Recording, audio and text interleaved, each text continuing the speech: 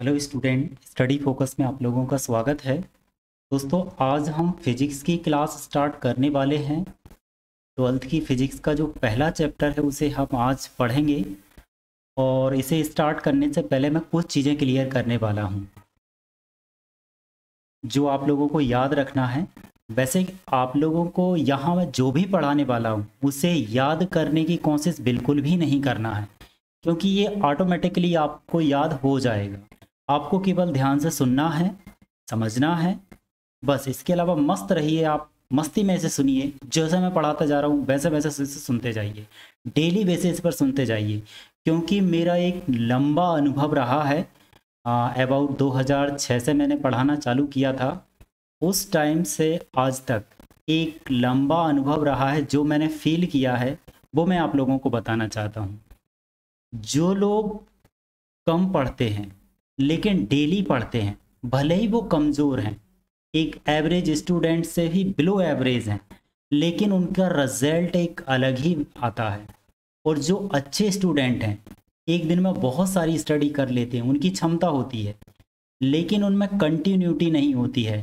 तो at last हम देखते हैं कि जो एवरेज स्टूडेंट या बिलो एवरेज होता था, जो जो बहुत वीक था लेकिन थोड़ा थोड़ा पढ़ता गया, लेकिन कंटिन्यू बेसिस पर पढ़ता गया, तो उसका रिजल्ट अलग ही आता है।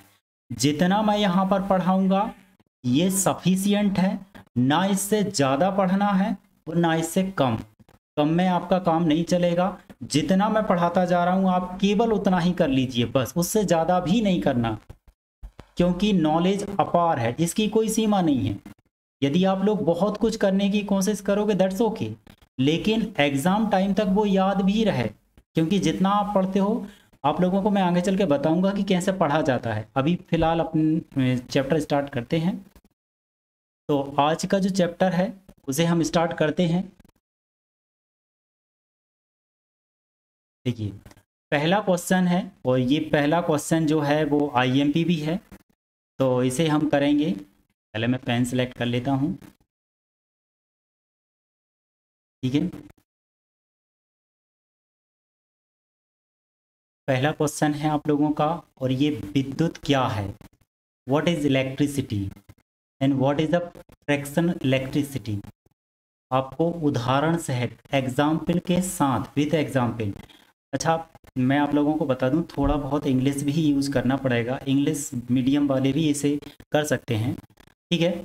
वैसे अभी जो मैंने नोट्स तैयार किए वो हिंदी मीडियम के हैं, और यदि आप लोग इंग्लिश मीडियम वाले हैं तो आप मुझे कमेंट कर दीजिए, तो मैं इंग्लिश मीडियम के भी नोट्स बना दूंगा।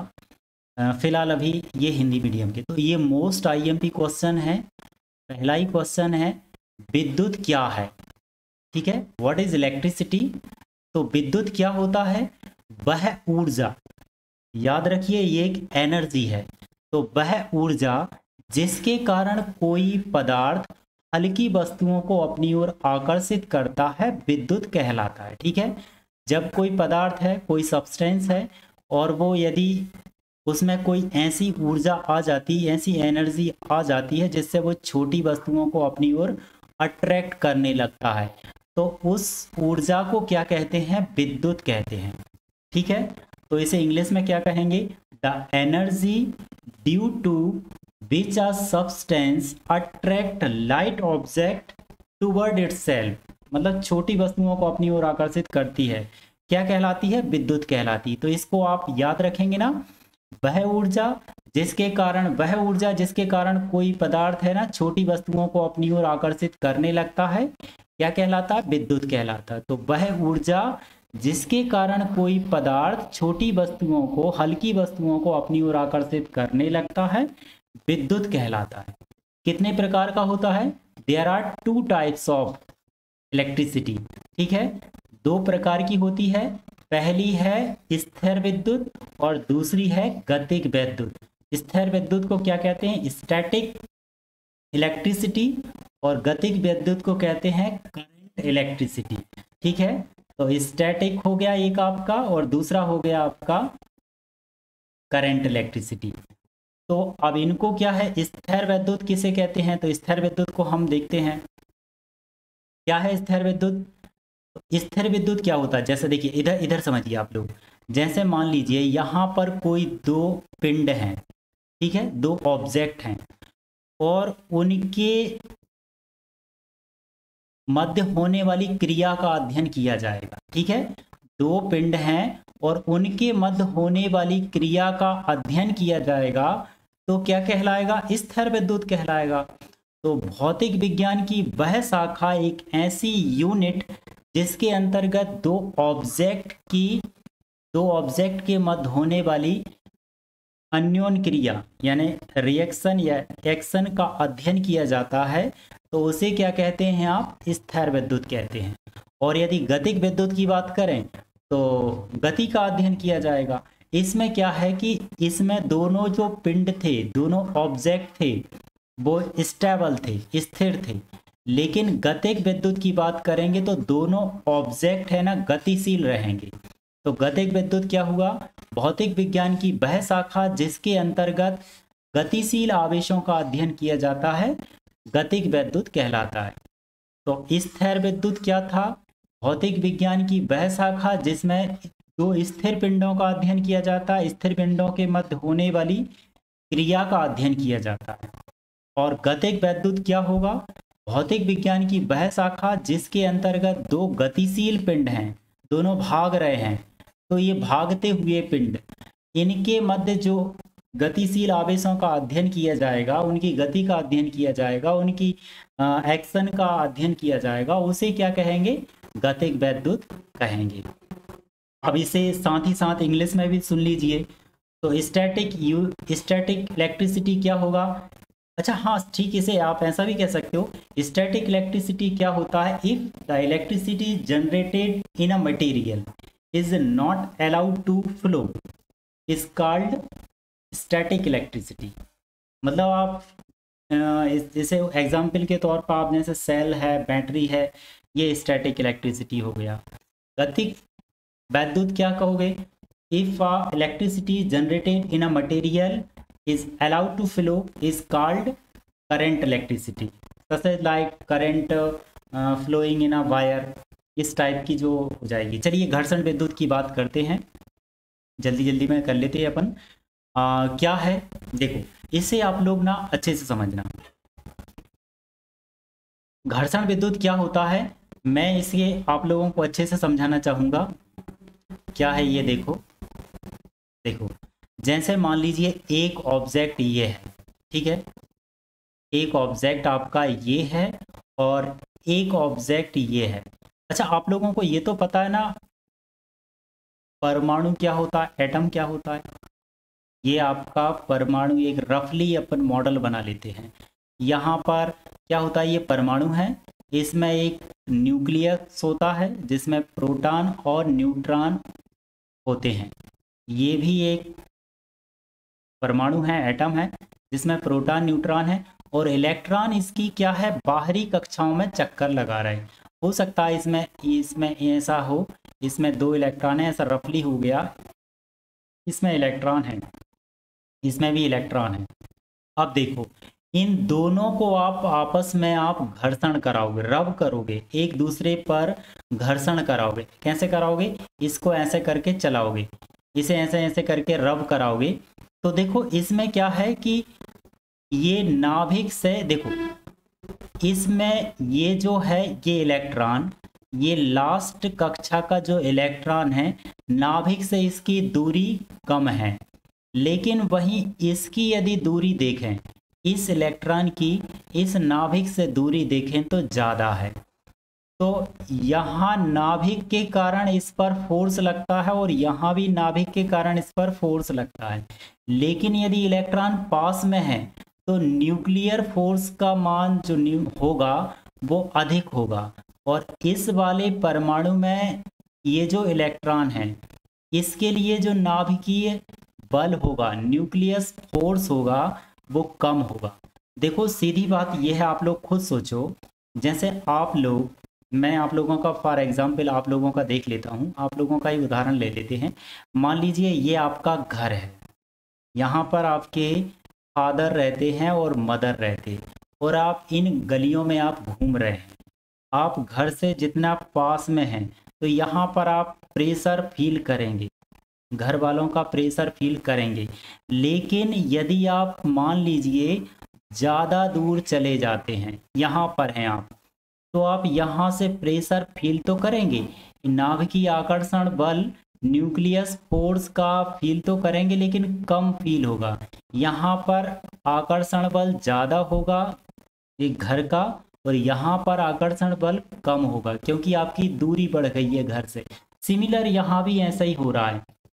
ये इलेक्ट्रॉन नाभिक के पास में है, ये इलेक्ट्रॉन नाभिक से दूर है। जब इनको रब करोगे तो देखो इसका आकर्षण बल कमजोर था, तो ये इलेक्ट्रॉन यहाँ से निकलकर इसमें चला जाएगा।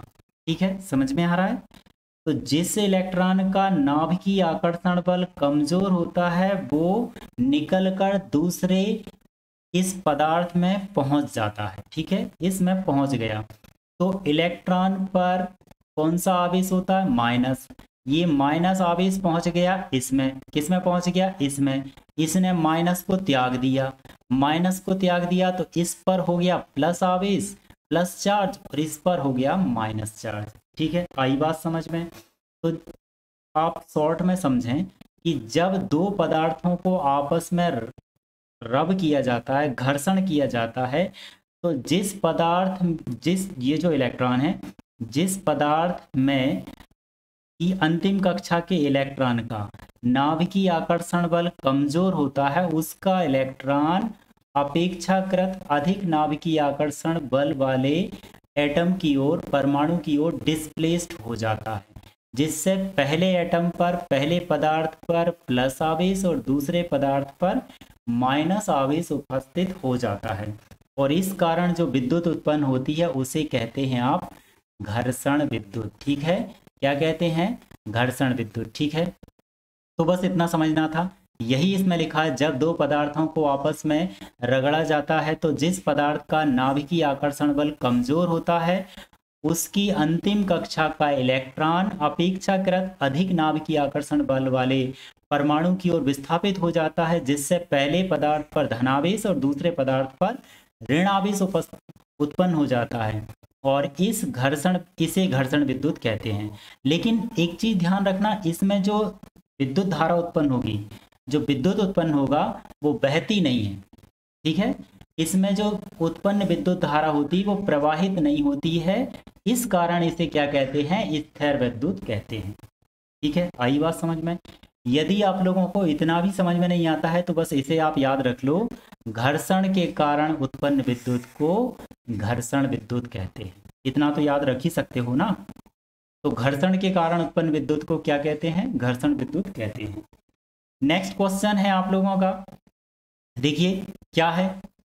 आवेश से आप क्या, अच्छा हाँ, इसको इंग्लिश में कैसे कहेंगे? The electricity which is produced due to friction is called frictional electricity. ठीक है, और इसे ऐसा भी कह सकते हो, electricity generated by this method can not be flow, so it's called strict electricity. अब आप, अच्छा हाँ, इसका जैसे उदाहरण कैसे देखोगे? घर्षण विद्युत का एक सबसे अच्छा उदाहरण है, जैसे हम सूखी बालों में जब कंघी करते हैं तो बालों और कंघी के बीच में घर्षण होता है, तो जो कंघी पर एक आवेश उत्पन्न हो जाता है और इसके कारण वो छोटी वस्तुओं को आकर्षित करने लगता है। ठीक है, उसे चाहो तो आप इंग्लिश में भी कह सकते हो, when we move comb continuously in a dry hair, so there is a friction between comb and hair, so due to this friction comb gets charge and attract light object toward itself. Okay, चलिए आप इसे देखते हैं, आवेश किसे कहते हैं? बहुत अच्छा क्वेश्चन है और इसके इर्द गिर्द ही पूरा चैप्टर हमारा घूमेगा, तो इसे अच्छे से पढ़ना आप लोग। आवेश किसे कहते हैं? चलो देखें, आवेश क्या है?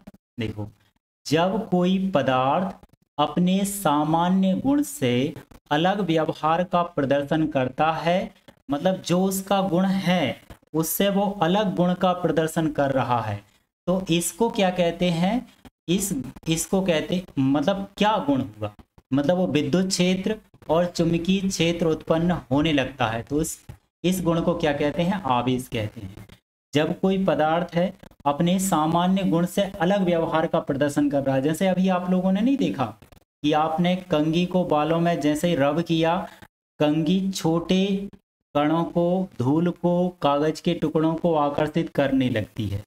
तो कंघी का ये पहले तो ये गुण नहीं था, फिर इसमें कहाँ से आया, तो इसमें एक आवेश उत्पन्न हो गया है।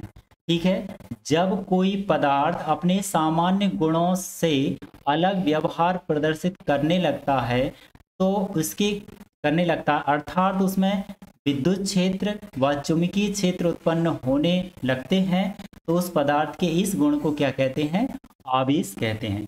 वैसे आवेश को हम Q के द्वारा प्रदर्शित करते हैं, इसे स्मॉल q या कैपिटल Q से रिप्रेजेंट करते हैं।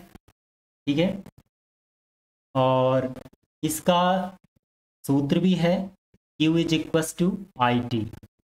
ठीक है, और इसे जरूर याद रखना, स्केलर।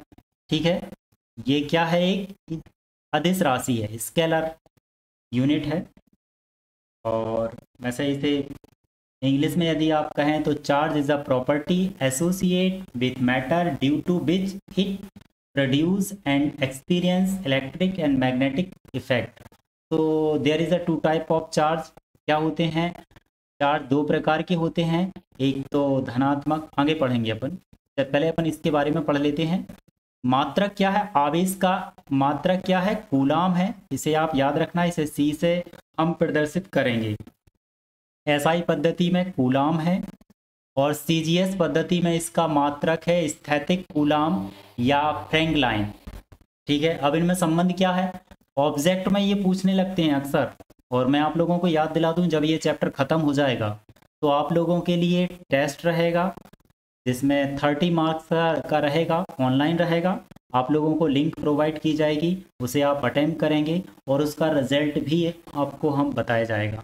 ठीक है, तो क्या है, एक कूलाम बराबर कितना होता है, 3 × 10⁻⁹ स्थैतिक कूलाम, या फिर इसे ऐसा कहोगे एक कूलाम बराबर 3 × 10⁻⁹ ESU। ये क्या है, इलेक्ट्रिक स्टैटिक यूनिट।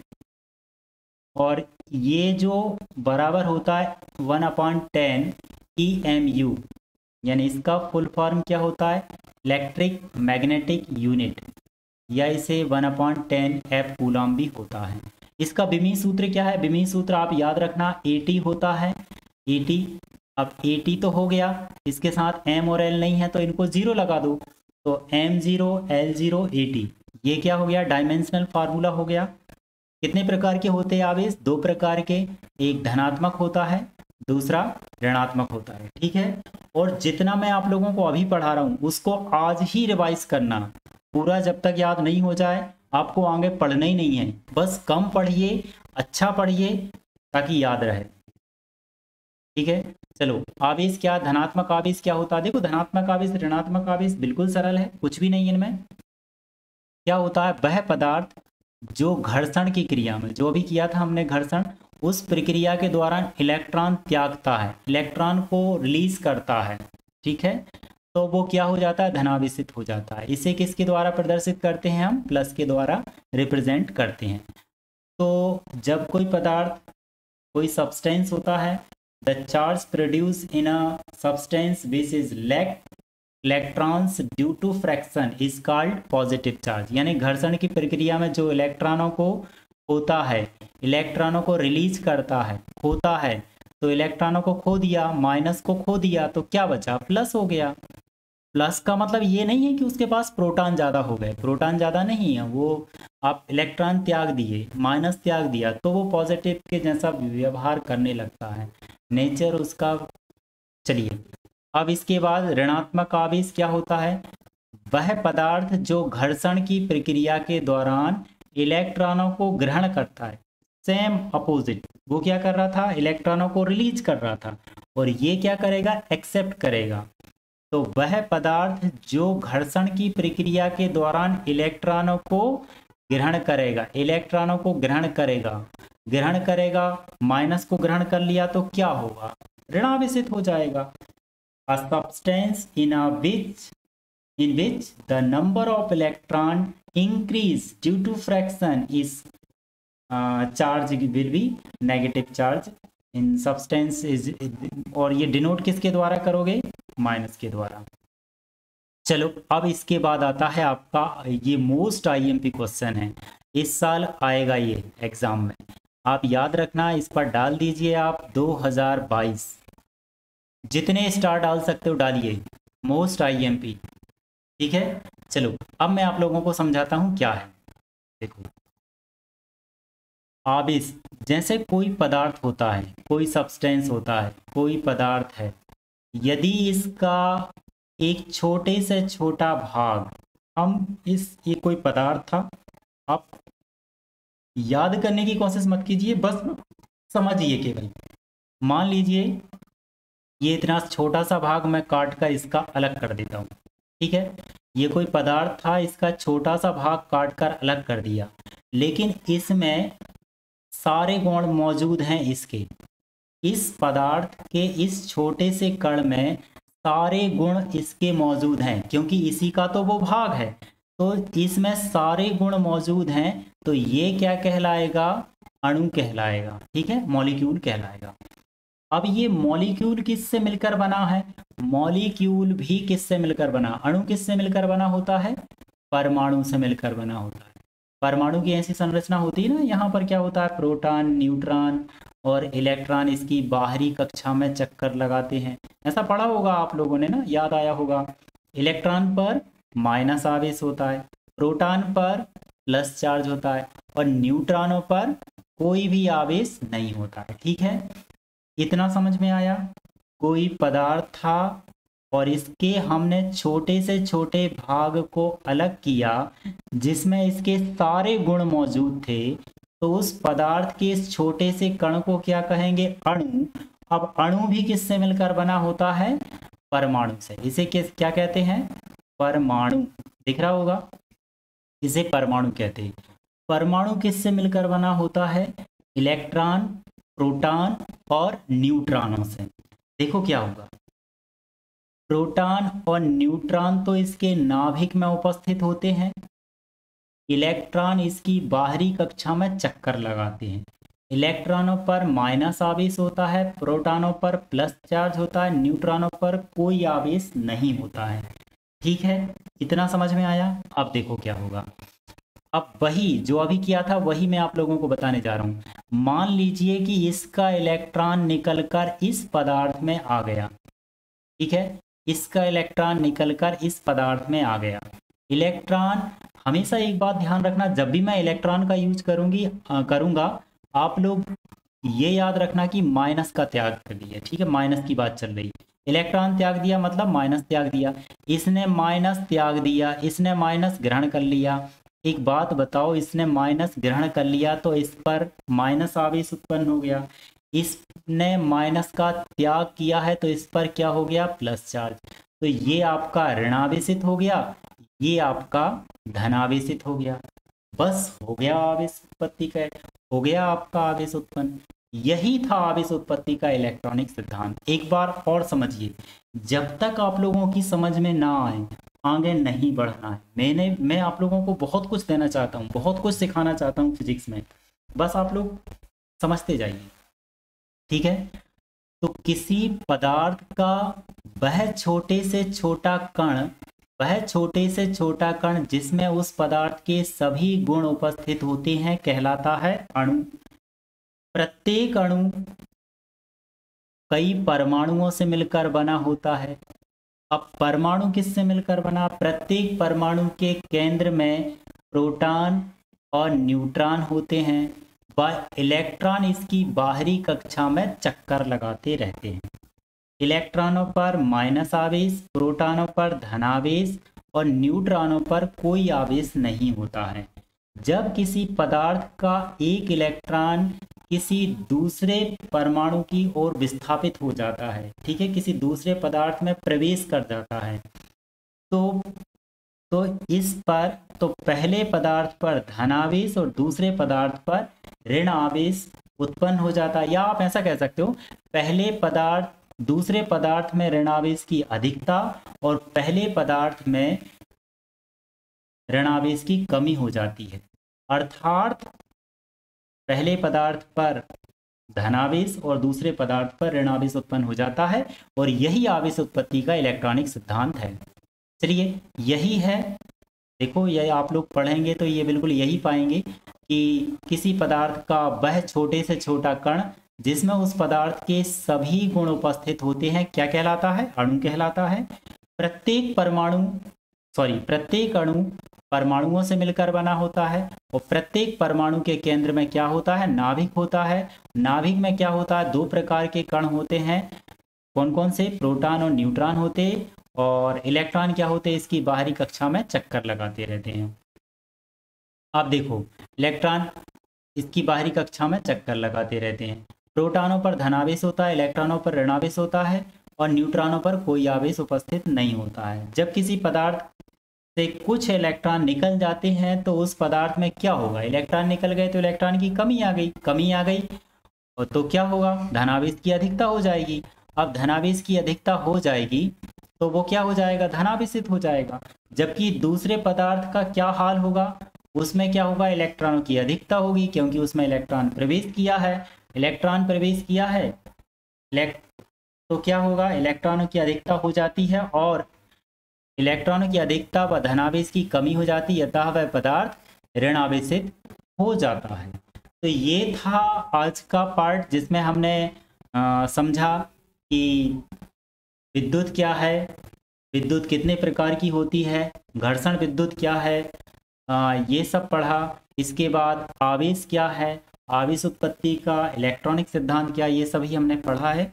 अब यदि आप लोग इस वीडियो की जो पीडीएफ है इसे आप डाउनलोड करना चाहते हैं तो कैसे डाउनलोड कर सकते हैं उसका डिस्क्रिप्शन में पूरा विवरण दिया हुआ है। लिंक मैं आप लोगों को व्हाट्सएप पर कॉपी कर दूंगा, वहाँ से आप डाउनलोड कर सकते हैं। पहले पूरी प्रोसेस बताई है कि क्या करना होगा, आप लोगों को कैसे करना होगा। ठीक है, तो स्टे हैप्पी और कंटिन्यू रखिए क्योंकि आप लोगों को औरों से बेहतर करना होगा, जब ही आप लोग बेहतर रिजल्ट दे पाएंगे। ठीक है, have a good day, bye bye.